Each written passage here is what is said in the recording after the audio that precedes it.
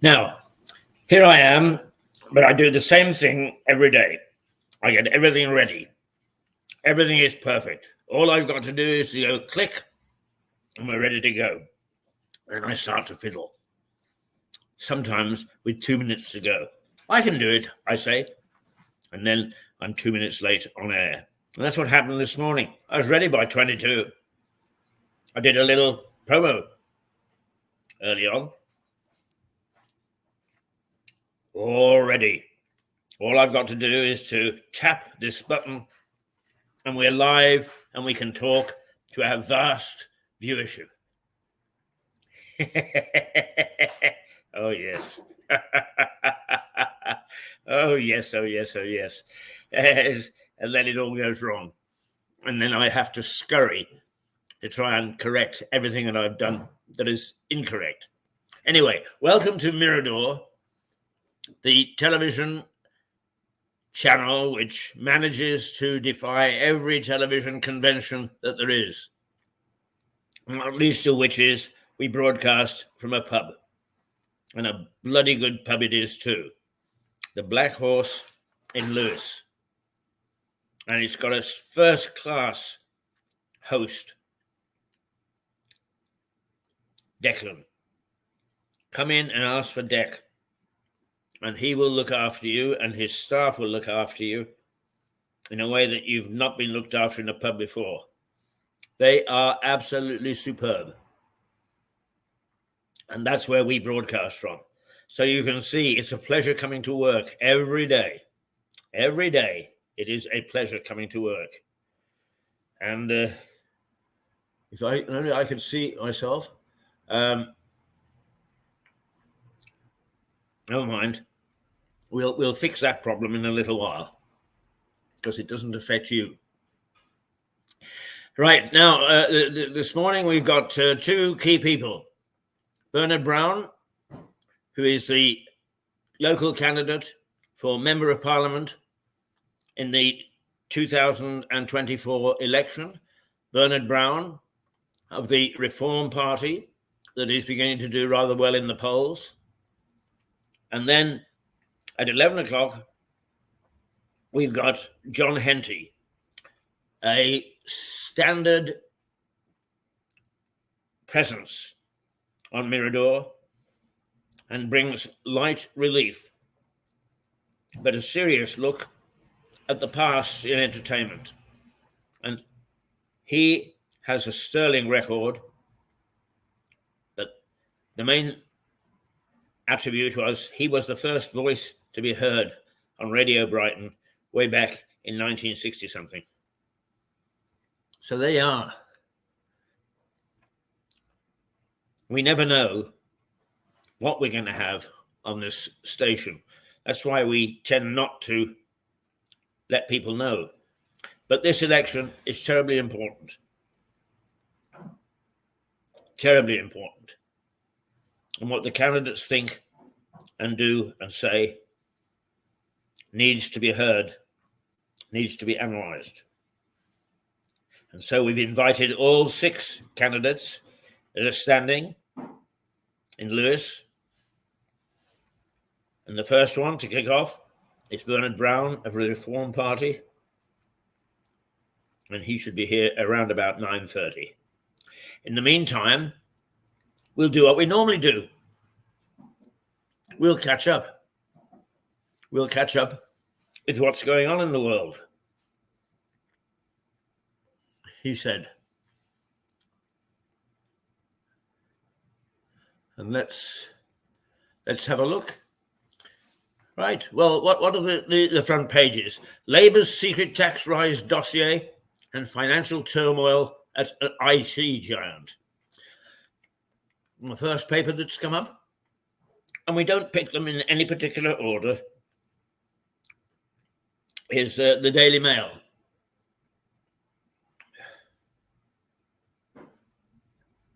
The Daily Mail.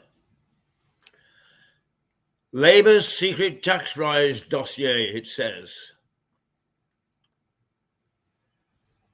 The Daily Mail says Labour has a secret tax rise dossier with plans to raise £60 billion.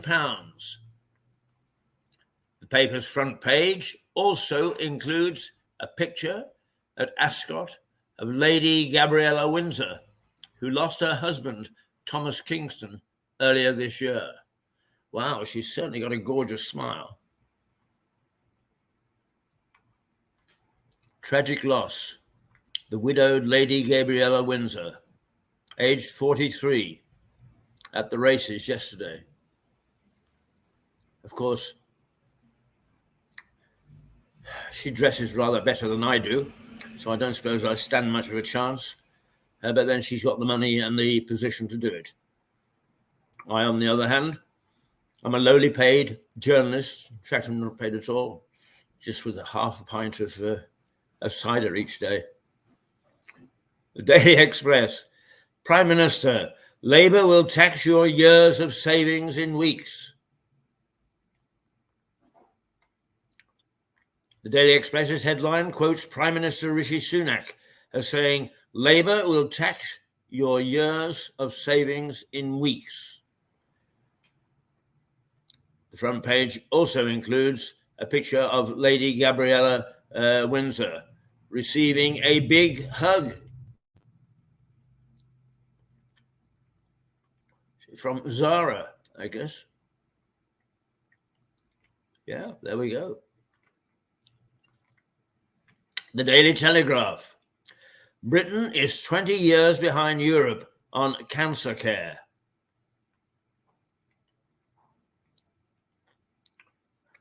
An eye-catching picture of a racegoer at Ascot wearing an elaborate headdress adorns the front page of the Daily Telegraph.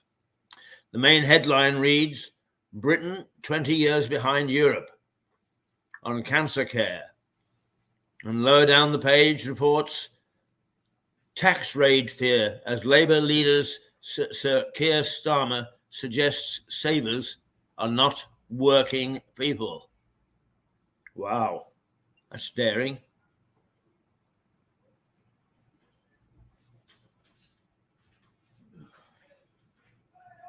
Well, there we go. I think that we've got our picture back. Here we go. The chief has brought me the paper. Thank you, Chief.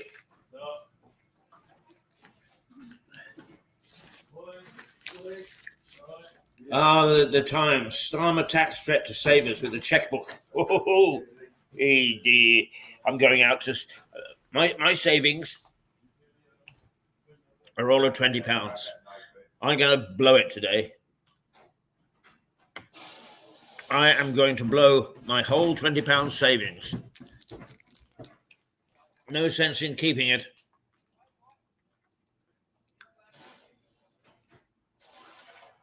If it's going to be raided.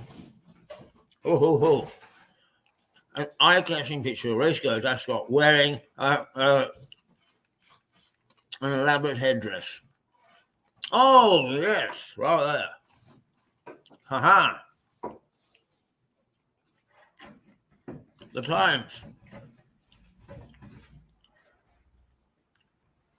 Oh, banner headline, Johnson shuns campaign trail as Tories face a red wall decimation.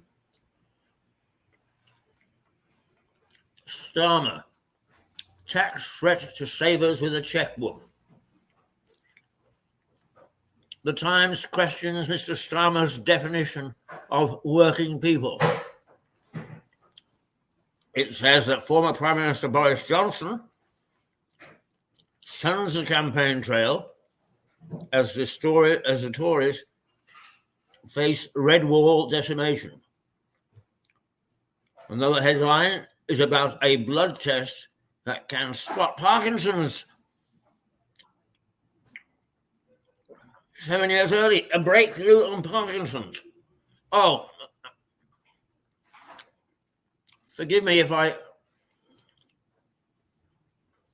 abandon the front pages just for a moment. I am a Parkinson's sufferer. Boy, am I a Parkinson's sufferer. The chief of staff has to help me out of this pub when I leave, help me to my mobility scooter. Everybody thinks that I'm pissed that he's helping me out because I've had too much to drink, when in fact, he will sign an affidavit to say that I normally don't have any more than half of a glass of cider. Parkinson's is a forgotten disease. It's only now beginning to be recognized. It's only now that people are beginning to take some notice of it. A bit late for me. It's got me in its grip. Now, I am determined to try and shake it loose, but I'm not optimistic about that. I am optimistic about being able to carry on regardless. Never mind the effects it has on me. And I'm surrounded by people who support me in that. I'm really a very, very lucky man. But the fact that there's now some breakthrough on research into Parkinson's is terrific, because there have been some very, very funny remedies. One has been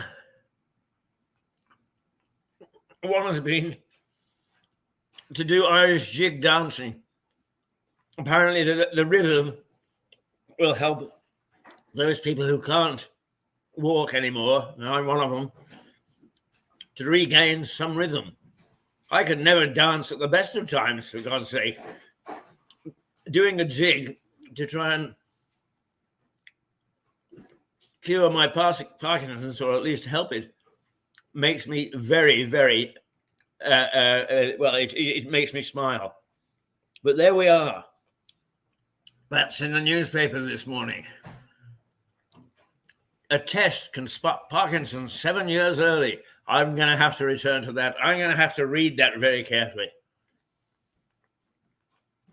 Aha.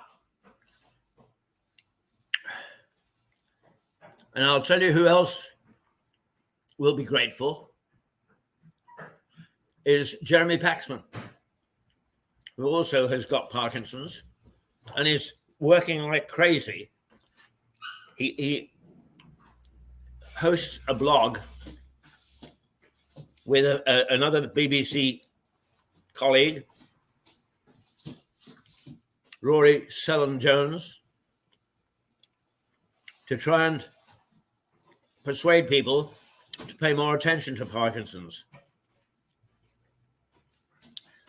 And he's doing a grand job, because there is more awareness now than there's ever been. I do my little bit, but look at that. A blood test that can spot Parkinson's 7 years early. I'm 7 years too late. I'm 10 years too late, actually. But the eye.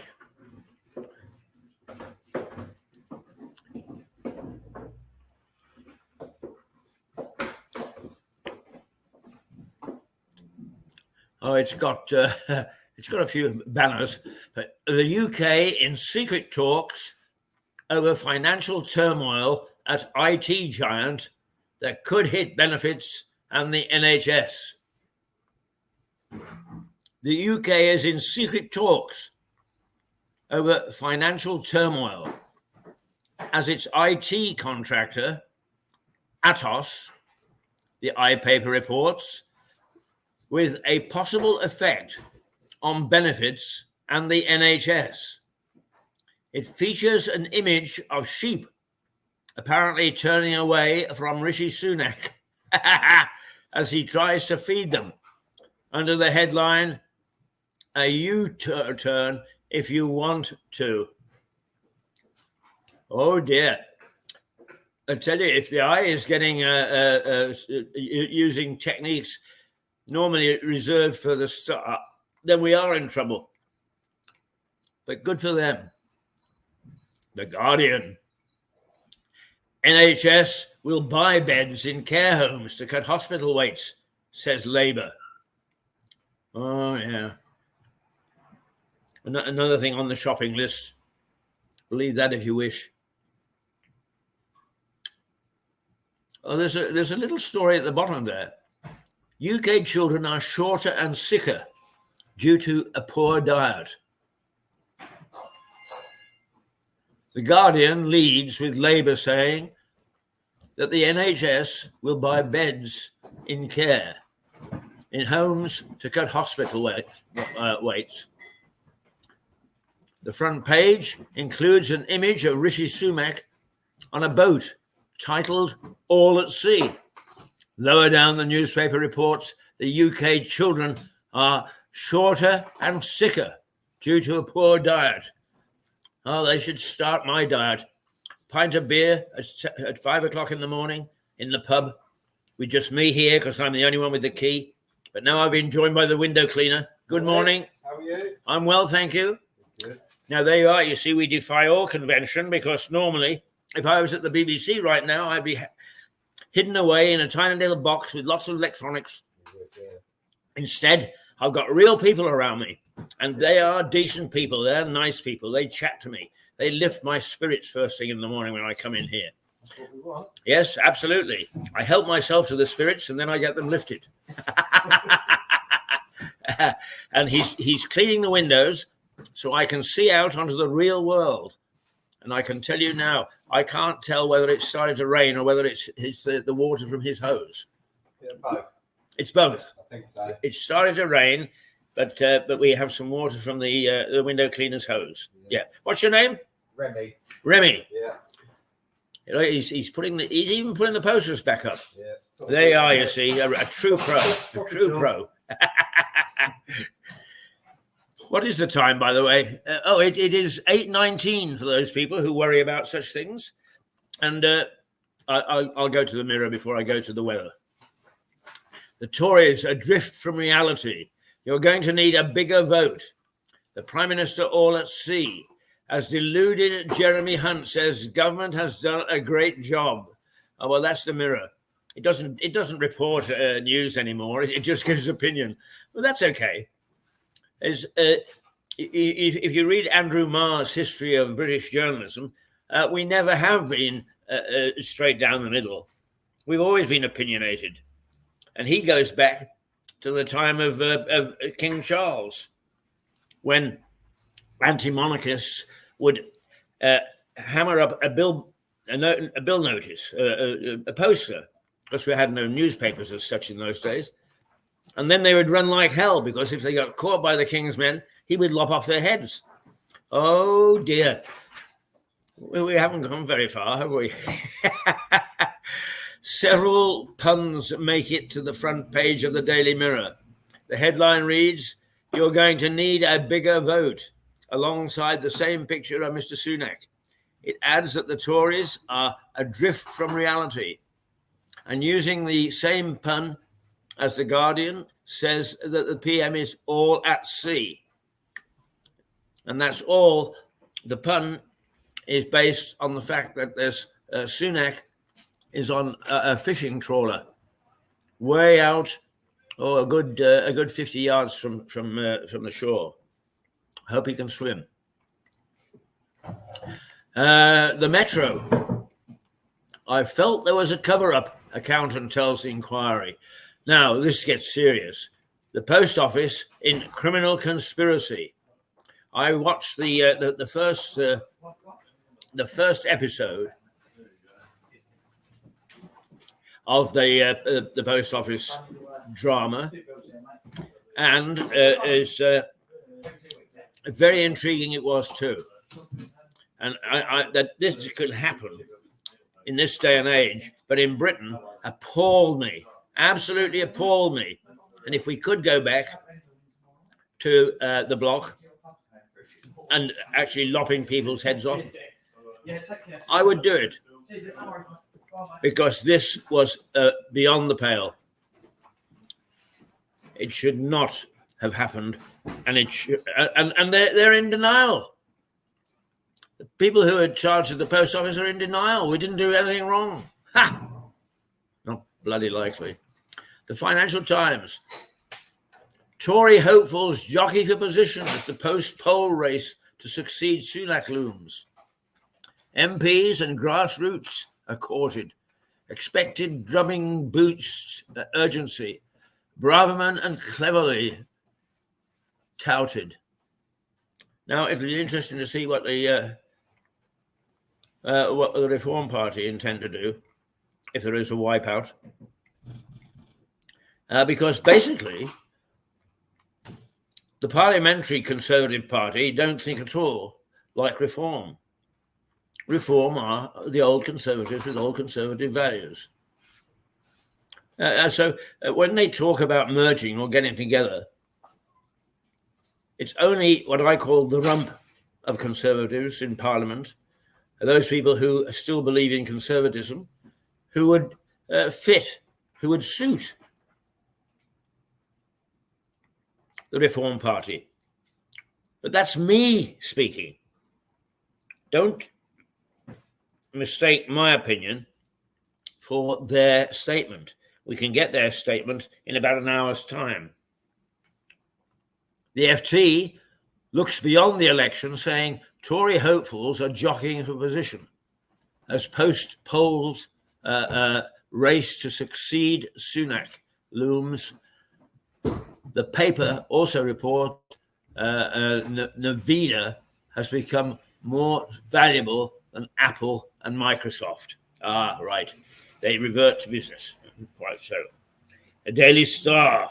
A quarter of Gen Z admit eating as they sit on the lav.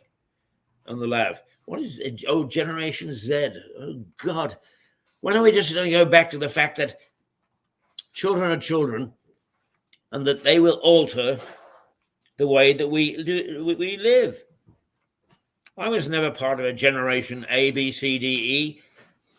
Rock, Nick, Bog. A quarter of Gen Z admit eating as they sit on the lav, the rise of the bog snackers. That's the Star. The Daily Star focuses on the rise of the bog snackers, stating that a quarter of Gen Z admit eating as they sit on the loo.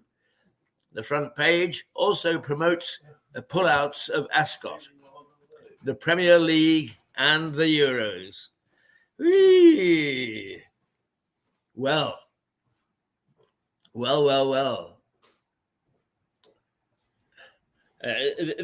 we are. Now we're back to reality. We're in the sane four walls. Well, actually, there are more walls than four of the Black Horse, a place where sanity rules. Where after we finish broadcasting, I'm invited to the captain's table, where Deck sits and gives us pearls of wisdom, and we're able to discuss things that are sensible, things that affect you and I, which most politicians don't do. They live in a world of their own. Believe me, you have no idea of the benefits that we have broadcasting from this pub. The staff are terrific, absolutely terrific. The captain is enormously charismatic, but also a true leader. He runs a great pub, as evidenced by the quiz nights, which take place every second Sunday, except for July. There's not going to be one this second Sunday. It's going to be the third, mainly because the Euros are on the second Sunday. But believe me, Let's take a look at the weather. I'm getting carried away this morning. I didn't have enough, or I had too much of a tot at lunchtime or at breakfast time. Today, we're going back to 20 degrees again. I must say, I found it just a little cool this morning coming in on the scooter. But the cloud is beginning to break up. We are going to get a little bit of sun. And the sunny intervals and a moderate breeze. We're going to have cloud around until about 3 o'clock this afternoon. Then it's going to break through with absolutely limitless sun. But it says no rain. But I checked with the window cleaner, and he said yes, it did rain a little bit. It did rain a little bit, but it's not forcing people to put the Macintosh on. So I think you can safely go out without an umbrella today. And the forecast is no rain at all. Some cloud, some sun until 3 o'clock this afternoon. And then we've got a wonderful, wonderful sunshine and a cloudless night. A cloudless night. And tomorrow, which is the 20th, by the way, it's going to rise to 21 degrees and another cloudless day. Oh, gosh. The English summer is returning. But catch it quickly because, as usual, it doesn't last for very long. Not for very long at all. Oh, there we are, back in the pub. Now, in about an hour, we have Bernard Brown from the Reform Party, and we can find out what it is that nationally that they are promising, intending, but also I'm interested to see. It does seem to me, without being discourteous in any way to Maria Caulfield, that a local MP is really there to vote in the House of Commons and does not have a great deal of influence on what happens locally. Now, they would argue not so. So let's give them the voice to tell us, you're full of hot air, Keith. We have a great impact on our local community, and that's what I want to hear. But I'd like to hear the detail. How? How do they have an impact on their local community? Or is it just a waste of space, casting that ballot? Well, we can find out over the next couple of weeks, because Bernard will be the first. Well, actually, it's not 6, because the Greens have turned us down. They have decided that they don't want to be exposed locally. And I don't blame them, because I don't think they stand much chance. But still, the thing is, because I look at politics every morning.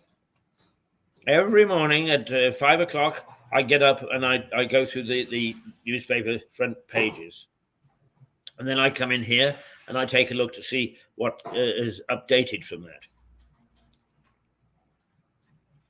And then I talk to various analysts and people who understand the political scene rather better than I do. But I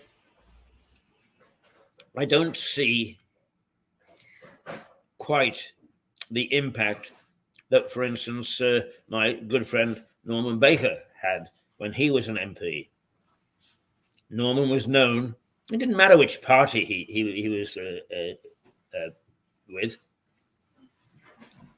he was known as a good constituency MP. And he could call a spade a shovel. Make no mistake. But he was a good constituency MP. He cared about this town. in this district. He was famous for asking more questions at Prime Minister's Question Time when he was first an MP than anyone else. It was a record. And that was a way to focus, that he could focus on.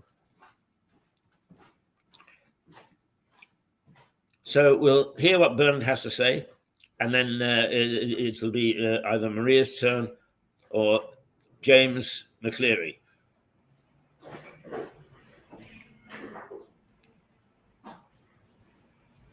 Not the Greens. We haven't heard from Labour. Traditionally, Labour have never done very well, but you know, the thing is, what I started to say and got lost in my own tirade is that politics is thrown into the air at the moment. I wouldn't like to lay a bet on who is going to win in any given constituency. Everybody swung to Labour, but I think that there are a lot of people who are probably beginning to realise that what we've gone through is a few years of baffle-gab, blah, blah, blah, blah, blah, blah, blah, without meaning anything, from all sides. And as a consequence, it is time that we actually start to listen to people who tell us the truth. I mean, it's talking of reform. I was impressed with Farage the other day, who said, hey, listen, we've got a manifesto. I can tell you what's in this manifesto. I can also tell you it's really not worth the paper that it's written on. Because circumstances change, times change, they change very rapidly, particularly in the political world. So today I can promise the earth, and tomorrow I would have to give you the moon. It's pretty brave to do that, because people want to hear, ooh, we're going to do this for us. Ooh, my pension is going to go up. Ooh, the NHS is going to get more nurses. It's all BS. And the politicians know it. But they say it, and we all swoon and go, ooh, yeah. Or what we then do is, which quite often happens locally, is we vote for them because we like the shine in their eyes. So when my daughter used to choose her racehorses, she liked the look of their eyes. It's all a mere bagatelle. It is all a mere bagatelle. Now, let's go back to the newspaper front pages. And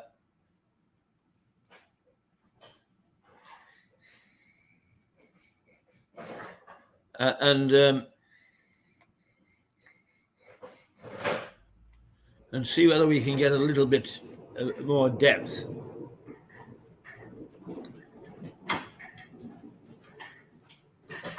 Than we got just from the front pages. We'll have time, yes. The Express. Deluded. Meghan Markle thought marrying Prince Harry would leapfrog her into a higher social class, it says. Hang on. I accept.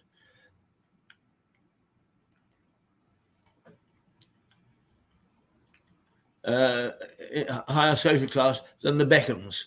Well, I mean, who's... This is the sort of stuff, is how the hell do we know? How the hell do we know, other than if she's gone into the confessional, as to what she thinks? A huge boost for Sunak as inflation plummets to Bank of England target days before election. Yeah. They're all worrying out there about that. You see, politicians live in a world of their own. The price of a pint predicted to skyrocket to more than £20 in a huge blow for your local pub.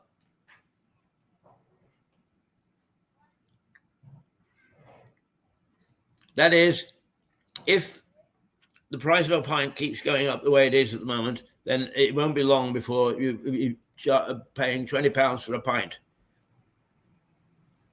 Well, that is something that would hit this town because one of the main employers is a brewery.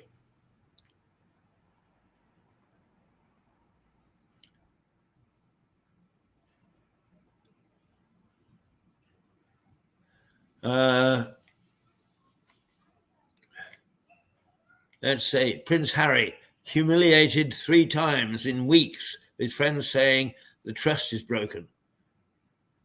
A trio of royal humiliations over the past few weeks, it says.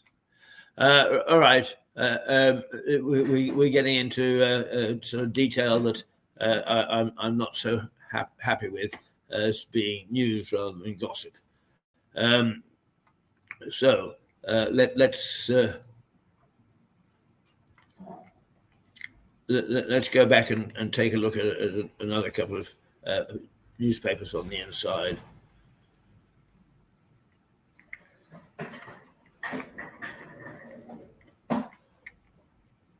Let's have a look at the Mail.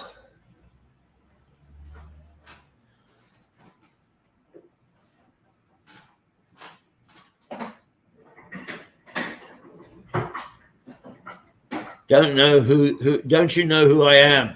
Justin Timberlake was nicked for drunk driving, and the copper had no idea who he was, and nor should he. I mean, who you are should bear no relationship to whether you have.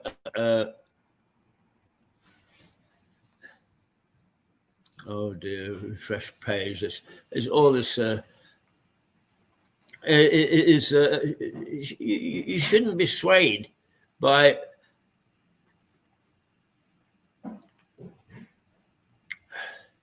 Now, if there is one more intervention, I will never go back to the Mail online.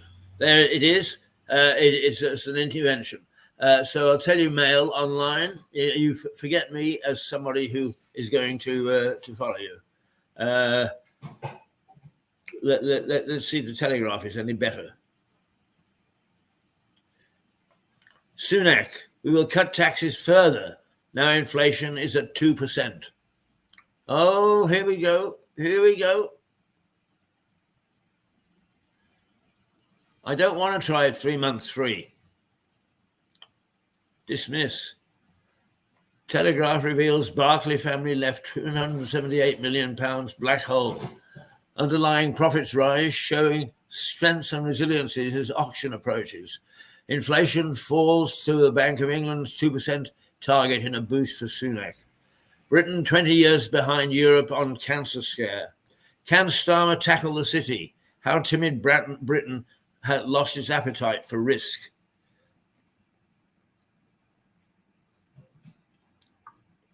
A tax raid fear as Starmer suggests savers are not working people. Labour candidate suspended over pro-Russian posts. The BBC gives Nigel Farage a spot on an extra question time leaders special. The royal family rallies around Lady Gabriella of Windsor. I don't know whether any of this really has great... Oh, Kim promises Putin full support for the Ukraine war. That's what we were afraid of. And Russia may interfere in the UK election, warns a senior Democratic senator.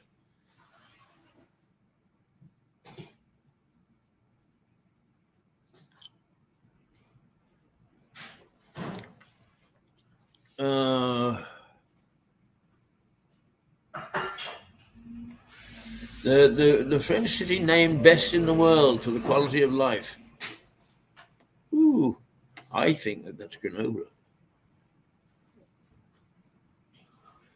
Grenoble, I was right. I've only been there once, but I recognize it. A lovely, lovely city. Absolutely right. Oh, I don't know that that we're really going to get much more other than gossip out of looking at the papers. There we go. Anyway, we've got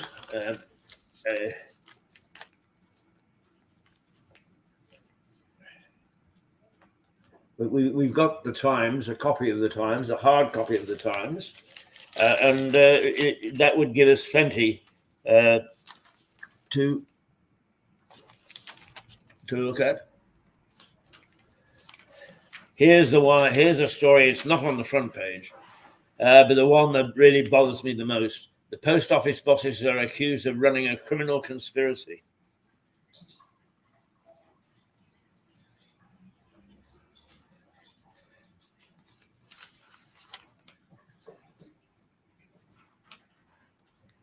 English rosé judged in the top 50 wines.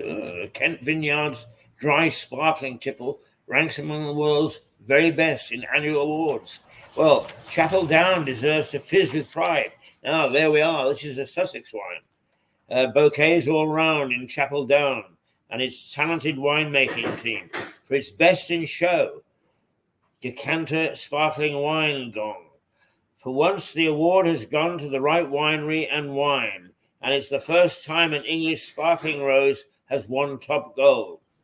Devoted English wine fans have known for years that Chapel Down's non-vintage rosé brut, made by the same méthode champenoise as champagne, has consistently hit the spot and made more expensive homegrown fizzy pinks look over-egged and overpriced.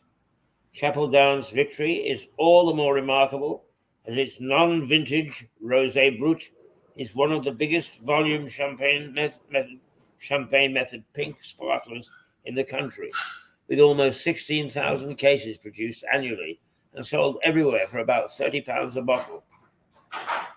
Proving the point, the latest non-vintage rosé brut blend from Chapel Down is a canny mix of 61% Chardonnay, 24% Pinot Noir, 9% Pinot Meunier, 3% Pinot Blanc, and 3% early Pinot Noir from vineyards in Kent, Essex, and Sussex. Are you there, Chief? Yeah, what's that? Chapel Down's rosé has been judged in the top 50 wines in international competition. Do you go along with that? Yeah, they're very good. It's very good. Right. Yeah. Now that is a real judge. The boss, Declan, gives Chapel Down the nod of approval. So we can believe that story. There you go. Tune in to Mirador and you get the truth.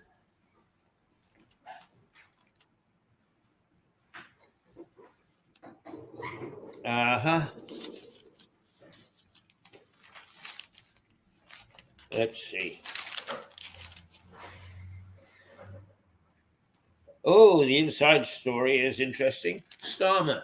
I'd have served under Corbyn if we had won in 2019. And money talks as a pair of billionaires back Labour. Aha. They're looking for government contracts.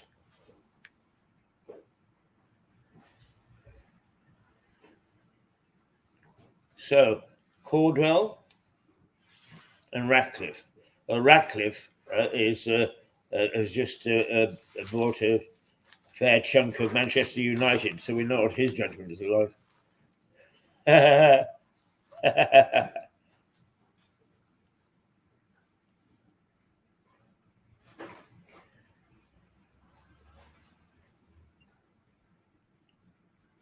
Oh, Tom Peck, a political sketch, is having a go at talk radio. No, he's somebody else who believes he, as a writer in the Times, should have a voice and nobody else should.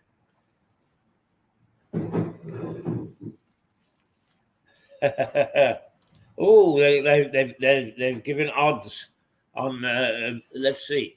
James Cleverly is 7-1, but he doesn't want to run for leader.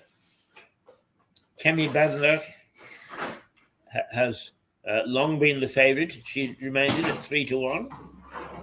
And Penny Mordaunt faces a battle for re-election at 7-2.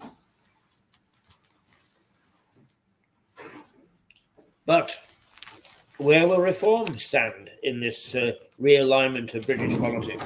Well, we'll find out in a half an hour or so.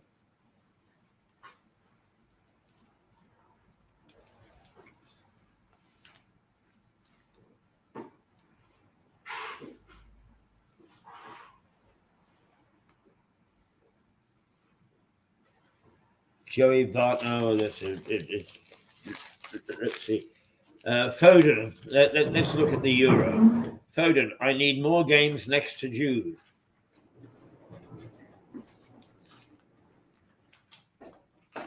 Phil Foden has sounded a warning to England's rivals by insisting that he understands Jude Bellingham and it'll only improve.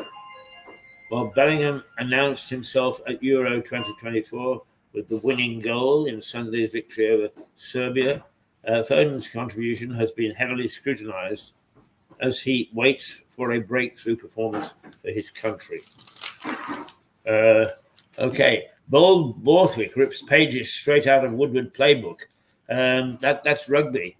England head coach tries to get the jump on old mentor Eddie Jones by naming his team 2 days early. England team to face Japan. National Stadium, kickoff 6:50 a.m. A TV rugby position. So I'm not going to read out all the names because they won't mean a lot to most people. But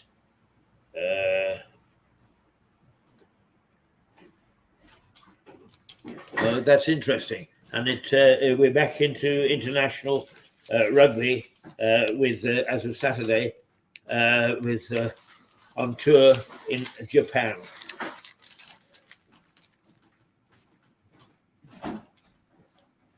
And England take on the West Indies in cricket. All right, okie dokie. Plenty going on, but not much of great import. Not much of great import at all.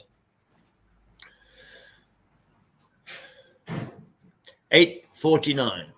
Let me give you the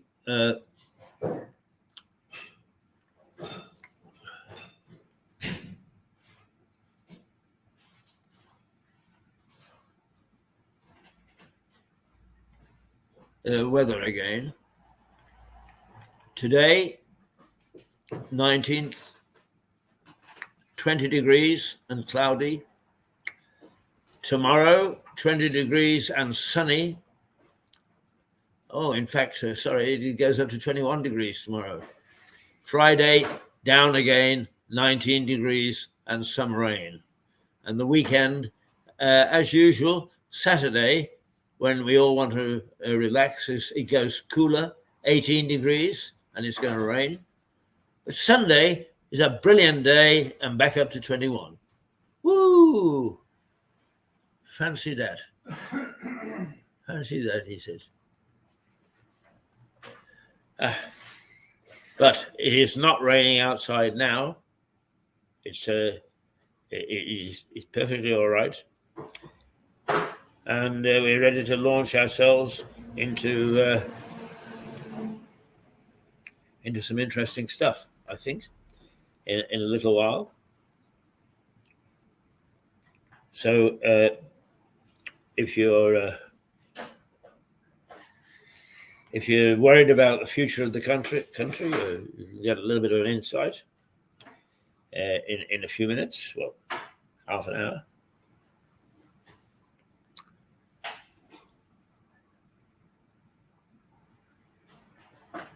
And it's let's see, it's now 8:51. What we will do is we will take a little break and come back ready for the fray. Let me remind you where we're broadcasting from, the Black Horse Inn in Lewes. For those people who don't live in Lewes, those people who do live in Lewes, the pub is on Western Road towards the end of the town where the prison is, and it's a lovely, lovely pub.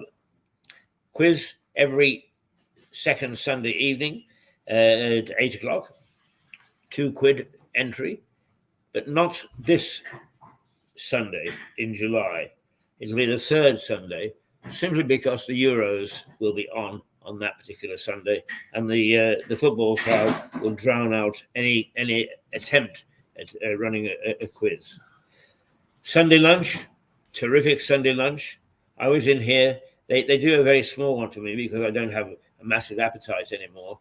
But it is plentiful, wholesome, very, very good, and it certainly is worth coming in for. And indeed, this past Sunday, a lot of people did come in. It was a very busy Sunday.